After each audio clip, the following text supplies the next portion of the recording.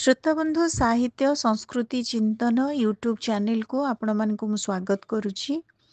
ଆମ ଚ୍ୟାନେଲର ଉଦ୍ଦେଶ୍ୟ ହେଉଛି ଯେ ଆମ ପ୍ରାଚୀନ ସାହିତ୍ୟ, ଆମର ସଂସ୍କୃତି, ମହାନ ଦାର୍ଶନିକମାନଙ୍କର ଚିନ୍ତନ ଏବଂ ଦର୍ଶନକୁ ଆପଣମାନଙ୍କ ପାଖରେ ପହଞ୍ଚାଇବା, ଆମ ଲୋକ ସାହିତ୍ୟର ସଂରକ୍ଷଣ କରିବା ଏବଂ ଲୋକ ସାହିତ୍ୟକୁ ସଂରକ୍ଷଣ କଲେ ଆମ ଆଜିର ସମୟର ସାହିତ୍ୟକୁ ଆମେ ଆହୁରି ପରିପୁଷ୍ଟ କରିପାରିବା ଏବଂ ସମୃଦ୍ଧ କରିପାରିବା ବୋଲି ଆମ ଚ୍ୟାନେଲର ବିଶ୍ୱାସ।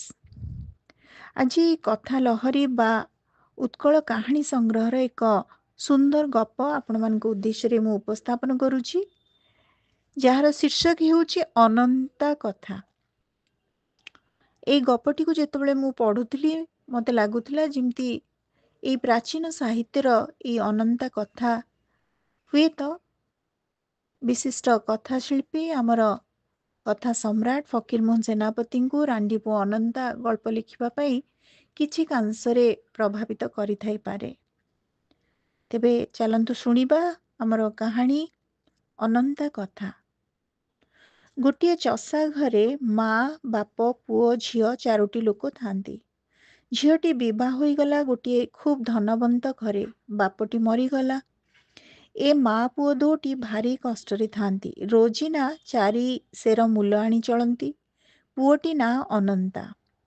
ଭଉଣୀ ଘରେ ବିଭାଘର ହେଉଥିଲା। ଅନନ୍ତା କହିଲା, ମା, ନାନୀ ଘରେ ବିଭାଘର ହେଉଛି, ମୁଁ ଯାଆନ୍ତି ଦେଖିବାକୁ।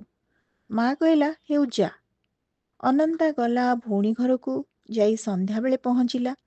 ଭିଣେଇ ଦେଖିଲା, କହିଲା, ଅନନ୍ତ ଆସିଛ କି? ହଉ, ତେବେ ଏଇ ଖଲିପତ୍ର 2 ଖଣ୍ଡ ସିଇଁ ଦିଅ।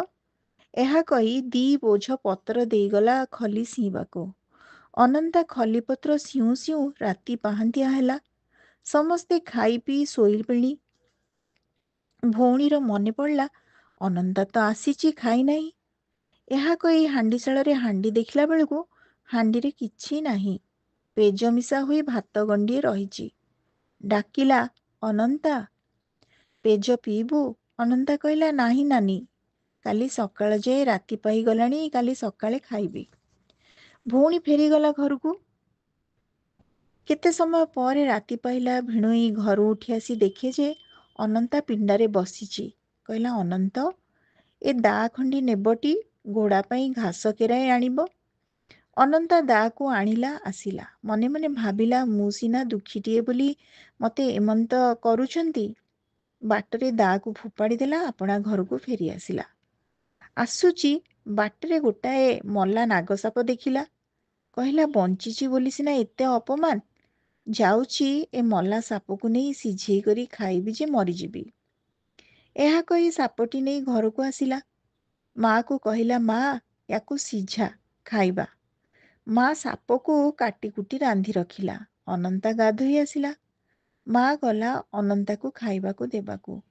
ହାଣ୍ଡି ଦେଖିଲା ବେଳକୁ ସାପ ସିଝା ନାହିଁ।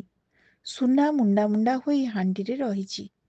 ମା ଦେଖି କାବା ହୋଇଗଲା। ପୁଅକୁ ଦେଖେଇଲା। ପୁଅ କହିଲା, ମା, ଆମ କପାଳ ଛାଡ଼ିଲା। ମା ସବୁ ସୁନାଯାକ ରଖିଦେଲା। ଅନନ୍ତା ସେଥିରୁ ଖଣ୍ଡେ ନେଇ ଗଲା। ହାଟରେ ବିକ୍ରି କରି ସବୁ ସରଞ୍ଜାମ ଆଣିଲା। ମା ପୁଅ ଦୁହେଁ ଖାଇ ହାତୀ କିଣିଲା। ମା ପୁଅ ଦୁହେଁ ଖାଇ ସୁଖରେ ରହିଲେ। ଅନନ୍ତା ଖୁବ୍ ଘରଦ୍ୱାର କଲା। ଗୋଟେ ହାତୀ କିଣିଲା। ଭଉଣୀ ପାଇଁ ସାଜେ ଅଳଙ୍କାର କଲା। 2ଟା ସୁନା ମୁଦି, ରୂପା ମୁଦି ତା ପାଇଁ ଗଢ଼ାଇଲା। ଯୋଡ଼ାଏ ଘଣ୍ଟି ଗଢ଼ାଇଲା। ଗୋଟାଏ ଘଣ୍ଟି କହୁଥାଏ, ଅନନ୍ତା, ପେଜ ପିଇବୁ ଆ। ଆଉ ଗୋଟେ କହୁଥାଏ, ନାହିଁ ନାନୀ, କାଲି ସକାଳ ଯାଏ। ଏହିପରି ସବୁ କରିସାରିଲା। ମାକୁ କହିଲା, ମା, ମୁଁ ଯାଉଛି ନାନୀ ଘରକୁ। ଅନନ୍ତା ହାତୀ ଉପରେ ବସି ଅଳଙ୍କାର ପିଢ଼ି ସାଙ୍ଗରେ ନେଲା। ସୁନା ମୁଦି, ରୂପା ମୁଦି ନେଲା। ଘଣ୍ଟି 2ଟା ନେଲା। ଗଲା ଭଉଣୀ ଘରକୁ। ଗାଁ ମୁଣ୍ଡରେ ହେଲାରୁ ସେ ଘଣ୍ଟି ଯୋଡ଼ିକ ହାତୀ ବେକରେ ପକାଇଦେଲା। ଗୋଟାଏ ଘଣ୍ଟି କହୁଥାଏ, ଅନନ୍ତା, ପେଜ ପିଇବୁ ଆ। ଆଉ ଗୋଟାଏ କହୁଥାଏ, ନାହିଁ ନାନୀ, କାଲି ସକାଳ ଯାଏ। ଏହିପରି ସେ ଘଣ୍ଟି ଯୋଡ଼ାକ ବାଜୁଥାଏ। ଗାଁ ଲୋକ ଶୁଣି କହିଲେ, ଭଉଣୀ ଭାଇକି ଏହି କଥା କହିଥିଲା ବୋଲି ପରା ଭାଇର ଏପରି ଘଣ୍ଟି ବଜାଇ କହୁଛି। ଅନନ୍ତ ଭଉଣୀ ଦୁଆରେ ପହଞ୍ଚିଲା ବେଳକୁ କିଏ ପାଣି ନୋଟା ଧରି ଛିଡ଼ା ହୋଇଛି, କିଏ ହାତ ଧରି ନେବାକୁ ବସିଛି, କିଏ ବିଛଣା କରି ଦେଉଛି। ଏହିପରି ସବୁ ହାଜର ଅଛନ୍ତି। ଗୋଡ଼ ଧୋଇ ଘର ଭିତରକୁ ଗଲା ବେଳକୁ ଘରେ ଭାତ ବଢ଼ା ହୋଇ ରହିଛି। ଭଉଣୀ ଠିଆ ହୋଇଛି। ଅନନ୍ତା ଅଳଙ୍କାର ପିଢ଼ିଟି ଭଉଣୀ ଆଗରେ ଥୋଇଦେଲା। ଠା ପାଖକୁ ଯାଇ ବସିଲା। କହିଲା, ଆଉ ଥରେ ଆସିଥିଲି ଯେ। ଭିଣୋଇ କହିଲା, ଖଲିପତ୍ର ସି। ଭଉଣୀ କହିଲା, ପେଜ ପିଇବୁ ଆ। ଏଥର ସିନା ଧନ ଦରବ ଆଣିଛି ବୋଲି ଏତେ ଆଦର। ଏହା କହି ସୁନା ମୁଦି ରୂପା ମୁଦିକୁ ଭାତରେ ପୋତିଦେଲା। କହିଲା, ଭୁଞ୍ଜ ସୁନା ଭୁଞ୍ଜ ରୂପା, ମୁଁ ଖାଇବି ନାହିଁ।